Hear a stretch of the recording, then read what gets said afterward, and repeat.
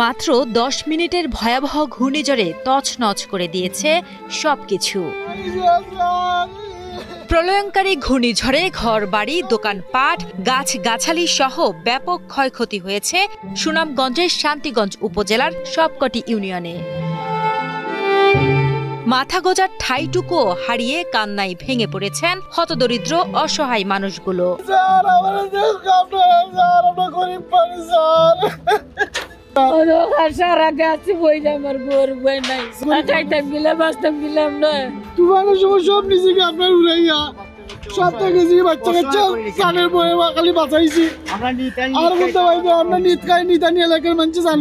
এ জেলায় রবিবার রাত 10:40 থেকে শুরু হয় ঝড়ো হাওয়া। 10 মিনিট পর এই বাতাস রূপ নেয় প্রলয়ঙ্কারী ঘূর্ণিঝড়ে, যা চলে 11টা পর্যন্ত। মাত্র 10 মিনিট